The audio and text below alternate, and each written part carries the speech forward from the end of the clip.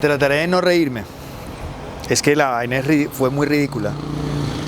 O sea, ¿ustedes se imaginan un Walking Dead en Colombia? Alguna vez un alumno, me acuerdo que en clase dijo que ¿por qué será que todo el tiempo nosotros hacíamos historias y que los escritores inventábamos historias que tenían que ver como con delincuentes y con antisociales y con narcotraficantes? Que por qué siempre teníamos que hacer lo mismo y no, por ejemplo, pensar en temas mucho más audaces, mucho más atrevidos, más actuales, por ejemplo como Walking Dead. Yo me acuerdo que yo le dije, ¿tú te imaginas lo que podría ser? O sea, ¿cómo crees tú que podría ser una serie colombiana de zombies?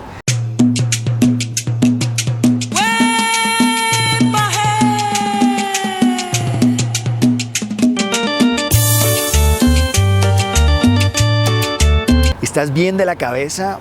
Está claro que es imposible que los que trabajamos en este negocio estemos llevando a cabo series de universos y de mundos que no corresponden a nuestra realidad. Si bien estamos traspasados por la globalización y evidentemente ya vemos series de lugares bien lejanos, como decir Fauda, por ejemplo, de la que hablé en algún momento, o incluso Fleabag, que es una serie británica, o hasta las norteamericanas, tenemos que ser conscientes de que nosotros como escritores y como creativos tenemos que estar alrededor siempre de los temas que verdaderamente forman parte de nuestro entorno y sobre todo en televisión abierta, que es la televisión más comercial y que la mayoría de la gente es la que puede ver.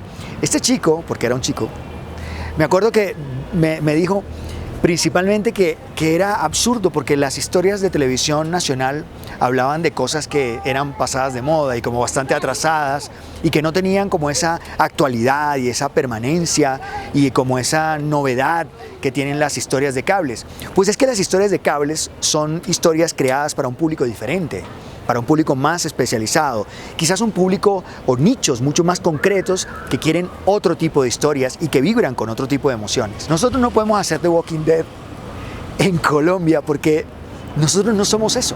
Y que por qué no hacemos, me decía, entonces ¿por qué no hay más historias de psicópatas?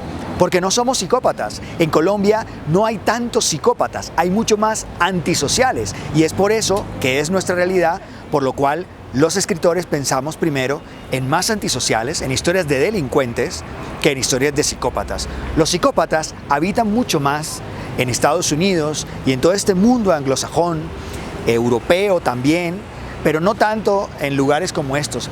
Este es un sitio más tendiente al antisocial. Aquí la gente se cuela más rápido por el Transmilenio, mira a ver cómo no paga los impuestos, está más pendiente de ver dónde hace la trampa, dónde se roba lo que se pueda robar, dónde dice una mentira. Esos son comportamientos más latinos, más colombianos. Y si no, échenle un vistazo al Congreso, por ejemplo. O sea, lo que digo es que tenemos que estar mucho más cerca de nuestra realidad como escritores y no tenerle miedo a contar nuestras propias historias. Porque mientras más reales seamos, nuestras historias serán más auténticas. Mientras estemos más conectados con nuestra realidad, las historias tendrán más verdad. Esa verdad de la que hablaba o de la que habla un gran amigo y colega y director con quien hemos hecho un par de cosas, Déjala morir, y ahora la serie de San Andrés, que es Ramsés Ramos. Y Ramsés me recordaba mucho una frase con la que quiero terminar y que definitivamente es la frase que creo que es la lección de hoy.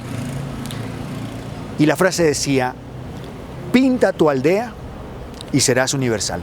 Si ustedes se dan cuenta, eso era la niña Emilia y eso es Betty y eso es muchas historias que tienen que ver con eso, con nuestra aldea. Y mientras más verdad haya en esa aldea, mientras más verdad hay en esa historia, mucho más universal va a ser. ¿O creen que García Márquez contaba historias sobre zombies? Nos vemos pronto.